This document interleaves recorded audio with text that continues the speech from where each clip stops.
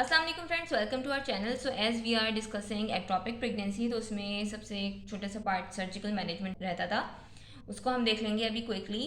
अच्छा, इसको बताने से पहले जो मैंने आपको मेथोट्रेक्सेट के बारे में लास्ट वीडियो में बताया था, उसमें कॉन्ट्रा इंडिकेशन की तो हमने बात कर ली थी। कुछ साइड इफेक्ट्स होते हैं जिसमें stomatitis and conjunctivitis, GI upset and photosensitivity होती है, तो सनलाइट को अवॉइड करना चाहिए। So this was about methotrexate. अब सर्जिकल मैनेजमेंट पे आते हैं। सर्जिकल मैनेजमेंट में हमारे पास जो ऑप्शन है, सबसे पहले लेप्रोस्कोपी। लेप्रोस्कोपी क्या होता है? ये स्टैंडर्ड सर्जिकल ट्रीटमेंट होती है, लेकिन ये दिया जाता है, ये कब किया जाता है? जब एक्टोपिक प्रेगनेंसी जो है इज़ नॉट रप्चर्ड, अनरप्चर्ड, उस केस में की जाती है। और beta HCG is more than 4000 international units पर लीटर, उस केस में जो है हम लेप्रोस्कोपी करते हैं। लेकिन सेकेंड इज़ लेप्रोटमी। लेप्रोटमी कब करते हैं? जब सीवियरली कॉम्प्रोमाइज पेशेंट है और अबव जो लेप्रोस्कोपी है वो अवेलेबल नहीं है, और जो एक्टोपिक प्रेगनेंसी है वो रप्चर हो गई है, तो उस केस में हम लेप्रोटमी करते हैं। Then salpingectomy. Salpingectomy जो है रप्चर्ड एक्टोपिक प्रेगनेंसी में ऑपरेशन ऑफ चॉइस है, और इसमें हम फैलोपियन ट्यूब को along with the ectopic pregnancy inside it दोनों को रिमूव कर देते हैं। लास्ट ऑप्शन इज सेल्फेंजोस्टमी, जिसमें हम स्मॉल ओपनिंग करते हैं over the side of ectopic pregnancy. जैसे अगर इस साइड पे एक्टोपिक प्रेगनेंसी है, उसके ऊपर एक स्मॉल होल किया जाएगा और जो एक्टोपिक प्रेगनेंसी है उसको एक्सट्रैक्ट किया जाएगा विदाउट द ट्यूब। ट्यूब को रिमूव नहीं किया जाता, और ये उस केस में इंडिकेटेड है जब कॉन्ट्रालेटरल जो फेलोपियन ट्यूब है वो एब्सेंट है। अगर एक एब्सेंट है तो दूसरे को हम बचाने की कोशिश करेंगे, उस केस में हम ये करते हैं। अच्छा, ये सर्जिकल मैनेजमेंट हम कब करते हैं?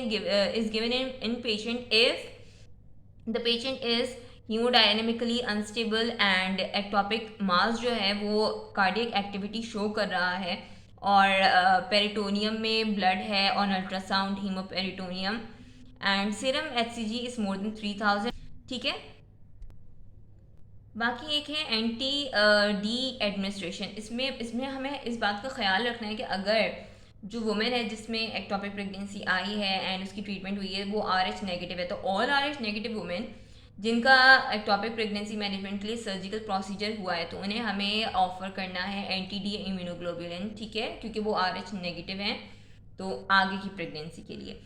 So this was about the management. अब हम अगर बात करें एक टॉपिक प्रेगनेंसी की, छोटी सी बात कर लेते हैं डिफरेंशियल डायग्नोसिस की। तो एक तो थ्रेटेंड मिसकैरेज हो सकता है, अगर इस तरह के केस के साथ पेशेंट प्रेजेंट कर रहा है, एब्डोमिनल पेन, ठीक है, ब्लीडिंग हो रही है, तो क्या क्या हो सकता है? एक तो थ्रेटेंड मिसकैरेज हो सकता है, लेकिन उसमें ऑस क्लोज होगा और प्रेगनेंसी जो है इंट्रायूट्राइन होगी और स्लाइड ब्लीडिंग होगी। मिसकैरेज हो सकता है, उसमें इंट्रायूट्राइन प्रेगनेंसी ही होती है। इनकम्प्लीट मिसकैरेज, उसमें इंट्रायूट्राइन प्रेगनेंसी होती है लेकिन सीवियर और हैवी ब्लीडिंग होती है और सीवियर पेन हो रहा होता है, तो ये हो सकते हैं। इसके अलावा ओवेरियन सिस्ट टॉर्जन हो सकती है। बाकी इसके अलावा एक एक्टोपिक प्रेगनेंसी हो सकती है जो कि extra uterine. So these are the differentials.